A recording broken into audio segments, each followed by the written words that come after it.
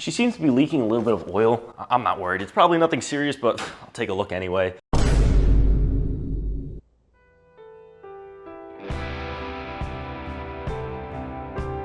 Behind me here is technically a running car. And if you saw in the last startup, it ran pretty well, but there is one big problem, and that is a huge, huge oil leak. And what was thought to be a simple problem escalated rather quickly into something much more complicated. And I'm gonna have to pull out the chair for this one because get ready. This is really, really bad. Originally, I thought this might have been a leak on the O-ring in the seal up here, or what it seemed to be was leaking from these weird balls in the head. And supposedly, I learned that these are for cleaning the head and that they should not be leaking. These are press fitted in, and for whatever reason, mine was leaking. So after removing all of this stuff, come to find out, the head of the motor is cracked. That's right, the head of the motor is cracked. There's a crack in the motor. You know, it's like, I just can't win. I can't catch a break here. It's just, there's always something.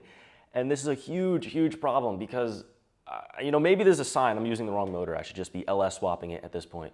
But I'm now left with two choices basically. Either try to repair that or replace the head or replace the motor entirely. And neither of which are pretty, neither of which I'm happy about, but this is now the situation that I'm in. And you know, you come so far to just be stuck in this situation. And it happens, again, especially with used parts and swaps like this happens, but there's some more information actually here. Is funny enough, this motor is under warranty. There's a 6-month warranty on this motor, unlimited mileage, and it's been just under 6 months. So, of course, I contacted the junkyard and I said, hey, this motor here has a crack in it and it's leaking oil. Well, they tried to, there's a warranty on the parts, I should mention, and not on labor. So they would cover the parts. And, well, they tried to find a head. They said they couldn't find a head and they would give me 200 bucks. 200 bucks. You know, here's 200 bucks, you know, figure it out. You got a cracked motor. Go, too bad. And the other problem with that is if they did give me a head or a motor, the labor involved with that is huge. I have to take apart everything. And if I'd have to redo the internals, I'd have to redo the cams, I'd have to redo the carbon cleaning. It would be a huge, huge, huge labor cost. And again, labor is not included in the warranty. So I'm screwed. I'm just screwed either way. So I think repairing this is a very reasonable option because at worst, if the repair doesn't work, then at least I tried and then I can replace it. You know, the head's already messed up, so might as well try to fix it. So here's the game plan.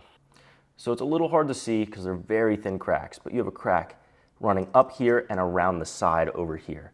And that's causing a little bit of play in here, and that's why the oil is coming out. So I'm gonna try to remove this press fitting by tapping into it, pulling it out, and then also plugging that, welding the cracks, and then maybe put a little bit of JB weld on there to try and seal it up entirely and, you know, pray that works. But again, if it doesn't, then so be it. I have to replace the whole head of the motor. Now to weld this, I have to get the car out of here and into the other building because there's no outlet for the welder out here. So yeah, I gotta push this out of here. And one big issue with that is that I'm not sure, some of you may not know, but you cannot put a car down without axles in it because it will destroy the wheel bearing. If there's no support inside of here, the weight of the car will just destroy the bearing. Luckily, I've talked about some of the axle problems I've been having. Tony, the GOAT, has clutched up. He sent me his axles while his car's down. His axles will be here tomorrow. So I have a lot of little miscellaneous stuff to do today.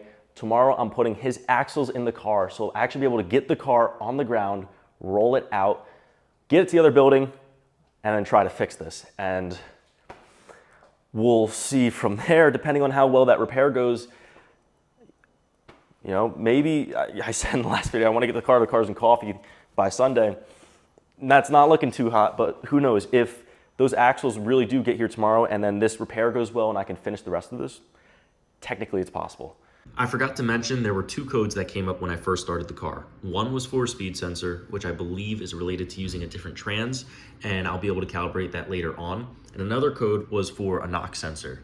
And I took the knock sensor off the Accord and on the SI and compared them side by side, and they are different. So I swapped and put the SI one on the Accord block, and I wasn't able to start the car because the issue that's going on, but we'll see later on. Maybe that should hopefully clear the knock code that I'm getting.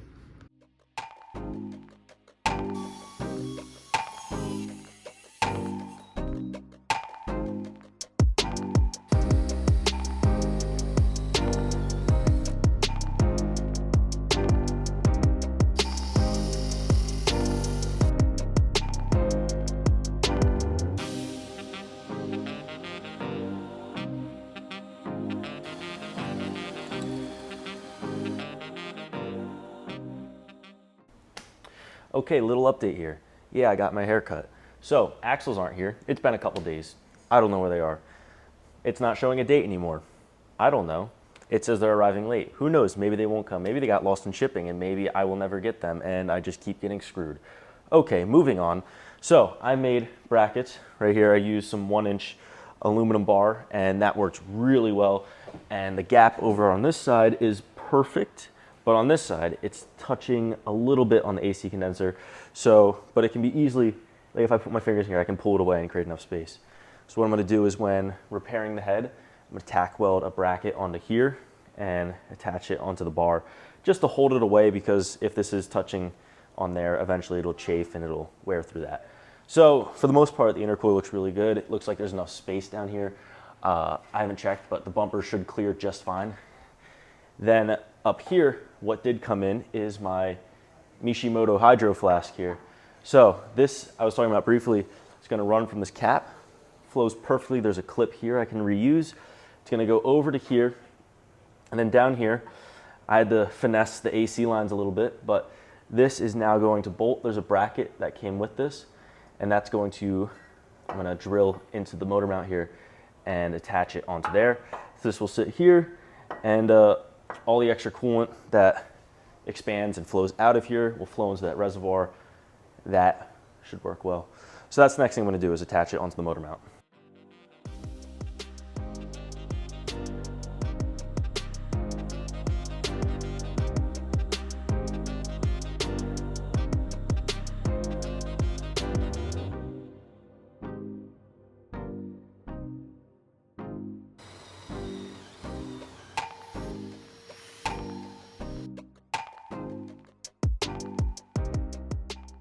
I can't really move forwards from here without the axles, but they have changed locations, so hopefully they'll be here soon.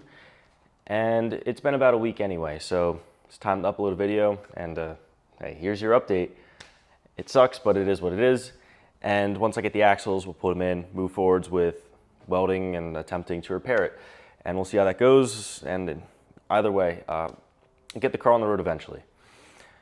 Please consider liking and subscribing if you guys enjoy this stuff. Helps a lot to a small channel. And other than that, I look forward to seeing you in the next episode.